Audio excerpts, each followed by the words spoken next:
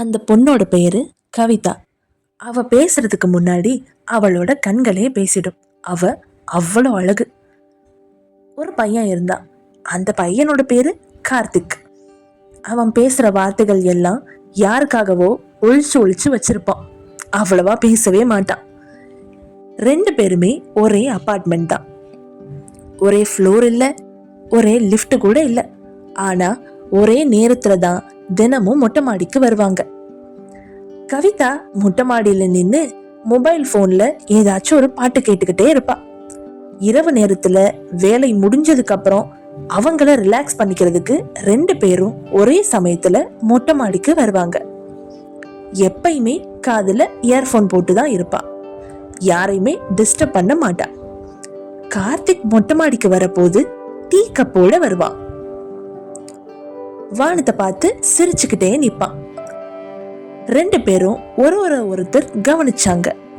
ஆனா எதுவுமே பேச மாட்டாங்க. ஒரு நாள் நைட் இதே போலதான் மொட்டை மாடிக்கு ரெண்டு பேரும் வந்தாங்க. அவன் கப்போட, அவ மொபைலோட.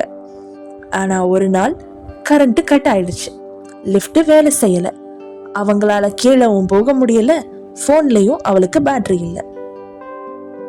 மொட்டை மாடியில வெறும் நிலாவோட வெளிச்சம் மட்டும்தான் இருக்கு. அந்த நிலாவோட வெளிச்சத்துல அவளோட முகத்தை பார்க்கும்போது அவனுக்கு ஜிவ்வுன்னு ஏதோ ஏறின மாதிரி இருந்துச்சு. அந்த நிலா வானத்துலதான் இருந்துச்சா இல்ல அந்த பொண்ணோட முகத்துலதான் இருந்துச்சா அப்படின்னு கார்த்திக்கு ஒரே சந்தேகம். வெளியே சொல்லவும் முடியல, உள்ள அவனால வச்சுக்கவும் முடியல. கவிதா காதுல இயர்போன்ஸ போட்டிருந்தால அத கழட்டிட்டா. பாட்டையும் நிறுத்திட்டா. அந்த சைலன்ஸ்ல கார்த்திக்கோட டீ கப் வைக்கிற சவுண்டு கூட ரொம்ப சவுண்டா கேட்டுச்சு. அப்போ அவன் கேட்டான், சாரி, நான் எதுவும் டிஸ்டர்ப் பண்ணிட்டேனா அப்படின்னு கேட்டான். அதுக்கு அவ இல்ல. அவ சொன்ன ஒரே வார்த்தை அதுதான். அதுக்கப்புறம் 10 நிமிஷம் ரெண்டு பேரும் சைலண்டா இருந்தாங்க. அந்த சைலன்ஸ் ஆக்வர்டா இல்ல, ரொம்ப கம்ஃபர்டபுளான ஒரு சைலன்ஸ். இது வரைக்கும் இந்த மாதிரி ஒரு மன நிம்மதி, மன ரம்யம் அவனுக்கு இது வரைக்கும் கிடைச்சதே இல்லை. அவளுக்கும் அதே போலதான். கொஞ்சம் வியர்டா இருந்தா கூட இது நல்லா தானே இருக்கு அப்படின்னு ரெண்டு பேரும் அமைதியா மொட்டை மாடியில நின்றுகிட்டே இருந்தாங்க. அடுத்த நாள் முதல் அவங்க ரெண்டு பேரும் மொட்டை மாடியில பாக்குறப்போ கேஷுவலா சிரிச்சுக்கிட்டாங்க. ஒரு புன்முறுவலோட ஹலோவும் சொல்லிக்கிட்டாங்க. அதுக்கப்புறம் அவங்க கொஞ்சம் கொஞ்சமா பேச ஆரம்பிச்சாங்க. இன்னைக்கு மழை வருமா, இல்ல இன்னைக்கு ஆபீஸ் எப்படி இருந்தது, எங்க வேலை பார்க்குற, அதுக்கப்புறம் உனக்கு பிடிச்சதெல்லாம் என்ன, உனக்கு என்ன பாட்டு பிடிக்கும், உனக்கு என்ன புக்கெல்லாம் பிடிக்கும், வாழ்க்கை எப்படி போயிட்டு இருக்கு, என்னப்பா ஏன் இப்படி நிக்கிற, அப்படி இப்படின்னு ரெண்டு பேரும் பேச ஆரம்பிச்சாங்க. கவிதா சொன்னா, எனக்கு சைலன்ஸ்னா ரொம்ப பிடிக்கும்.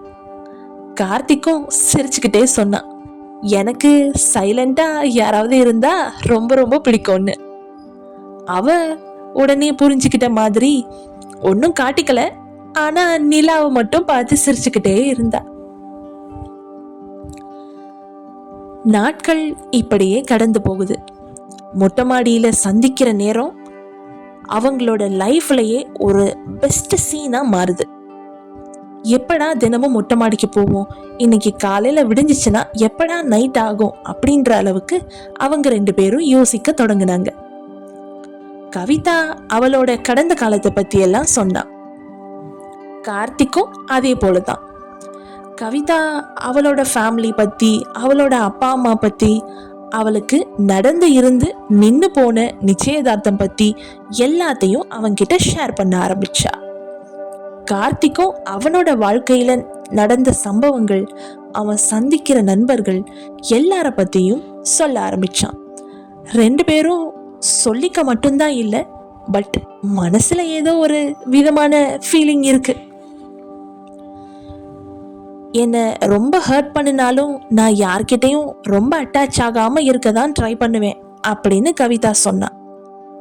அந்த நாள் கார்த்திக் ரொம்ப சைலண்டா இருந்தான். அடுத்த நாள் மொட்டை மாடிக்கு கார்த்திக் வரல. அதுக்கடுத்த நாளும் வரல. 3வது நாள் கவிதா மொட்டை மாடிக்கு வரும்போது ஒரு லெட்டர் மட்டும் இருந்தது. நான் உன்னை காதலிக்கிறேன்னு சொல்லல, ஆனா உன்னோட சைலன்ஸ்ல இருந்தா நான் என்னை இழந்துருவேனோன்னு பயமா இருக்கு. இதை நீ எப்படி எடுத்துக்குவேன்னு எனக்கு தெரியல. இருந்தாலும் நான் உன்கிட்ட இதை சொல்லிதானே ஆகணும் அப்படின்னு சொல்லிட்டு எந்த விதமான பேரும் எழுதல, எந்த நம்பரும் எழுதல. அவன் நம்பர் இருந்தா தானே அவனுக்கு ஃபோன் பண்ண முடியும். இந்த லெட்டரை மட்டும் எழுதி மொட்டை மாடியில வச்சுட்டு கார்த்திக் எங்கேயோ போயிட்டான். அவன் வீட்டுல கூட இல்லை. இத பார்த்ததுல இருந்து கவிதாக்கு ஒரே பதட்டம். அவளோட கையெல்லாம் நடுங்குது. இவ்வளோ நாள் அவன் கூட நம்ம இருந்தோமே, அவனோட டீட்டெயில்ஸ் எதுவுமே வாங்காம விட்டுட்டோமே, இப்போ எப்படி போய் அவனை தேடுறது, எங்க போய் பாக்குறது? இவ்வளோ நாள் நல்லா பழகிட்டு இப்ப திடீர்னு அவன் இல்லைன்றத என்னால ஏத்துக்கவே முடியலையே. அந்த நிலைமைக்கு போயிட்டா கவிதா. நாட்கள் அப்படியே கடந்தது. கார்த்திக் வீட்டை ஷிஃப்ட் பண்ணிட்டு போயிட்டான் அப்படின்னு அந்த அபார்ட்மெண்ட்ல இருந்த வாட்ச்மேன் சொன்னாரு. அதுக்கப்புறம் தான் கவிதாவுக்கே இந்த விஷயம் புரிஞ்சுது. மொட்டை மாடி பார்த்தா வெறிச்சோடி கிடக்கு. வெறும் நிலாவோட வெளிச்சத்துல மட்டும் அமைதியா நின்னுகிட்டே இருக்கா. நிலவு இருக்கு, அமைதி இருக்கு, ஆனா அவன் இல்லை. இப்படியே நாட்கள் கடந்து 6 மாத காலம் ஆயிடுது. ஒரு நாள் ஒரு காஃபி ஷாப். அந்த காஃபி ஷாப்ல கவிதா உட்கார்ந்திருந்தா.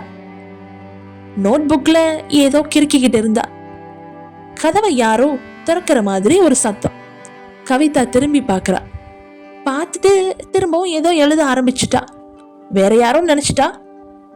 திரும்பவும் இந்த முகத்தை நம்ம இங்கே பார்த்திருக்கோமே அப்படின்னு வேகமா திரும்பி பார்க்கறா. பின்னாடி பார்த்தா கார்த்திக். அவனோட முகம் ரொம்ப களைப்பா இருக்கு. ஆனா அதே கண்கள், அதே சிரிப்பு, எல்லாமே அப்படிதான். 2 பேரும் பார்த்துக்கிட்டாங்க. எதுவுமே பேசல. கடைசியா கவிதா லெட்டர் அப்படின்னு மட்டும் சொன்னான். அவன் சொன்னா அது முடிவில்லை, ஒரு தப்பிக்கிறதுக்கான வழிதான் அப்படின்னு சொன்னான். அவ கேட்டா ஏன்? அதுக்கு அவன் சொன்னா, எனக்கு தெரியும், ஆனா உன்னோட சைலன்ஸ்ல என்னால இருக்க முடியல. உன் சைலன்ஸ் தான் என்னை ரொம்ப டிஸ்டர்ப் பண்ணிடுச்சு. அந்த சைலன்ஸ் திரும்பவும் உனக்கு கிடைக்காதோன்னு நான் பயந்துட்டேன். இப்படி சொல்லிட்டே இருக்கும்போது அவளோட கண்கள்ல இருந்து நீர் வழிய ஆரம்பிச்சது. அவளோட கண் கலங்குது. ஏன் இவன் இப்படியெல்லாம் சொல்றான்? ஒருவேளை இவனுக்கு நம்மளை பிடிக்காம போயிருச்சோ அப்படின்னு ஒரே குழப்பம். ஆனா அவன் என்ன சொல்ல வர்றான்னா, உனக்கு அமைதி தான் பிடிக்கும், அந்த அமைதி என்னால கெட்டு போயிடுமோ? நான் உன்கிட்ட என்னோட காதலை வெளிப்படுத்தினா அது உனக்கு பிடிக்காம போய் நம்மளோட நட்புக்கு ஏதாவது ஆகிடுமோ அப்படின்னு பயத்துலதான் நான் வெளியே போயிட்டேன் அப்படின்னு சொல்றான். அதுக்கு அவ சொன்னா சிரிச்சுக்கிட்டே, சைலன்ஸ் டிஸ்டர்ப் ஆனாலும் ரொம்ப அழகா இருக்கும் ஒரு சிலர் பக்கத்திலே இருந்தா அப்படின்னு சொல்றா. அதுக்கு அவன் ரொம்ப நேரம் பேசல. அப்புறம் ஸ்லோவா கேக்குறான், இந்த டைம் நான் போகாம உன் சைலன்ஸை டிஸ்டர்ப் பண்றதுக்கு உன் கூடவே இருக்கலாமா? உடனே அவளும் சிரிக்கிறா. இப்படிதாங்க சில காதல்கள் உடனே ஐ லவ் யூ சொல்லிராது. அவை காத்திருக்கும், அமைதியா ஆழமா ஒரு வாழ்க்கையா உருவாகிற வரைக்கும் காத்திருக்கும். இதே மாதிரி கதைகளை தொடர்ந்து கேட்கறதுக்கு நம்மளோட சேனலை சப்ஸ்கிரைப் பண்ணுங்க. மறக்காம பெல் பட்டனை கிளிக் பண்ணிக்கோங்க.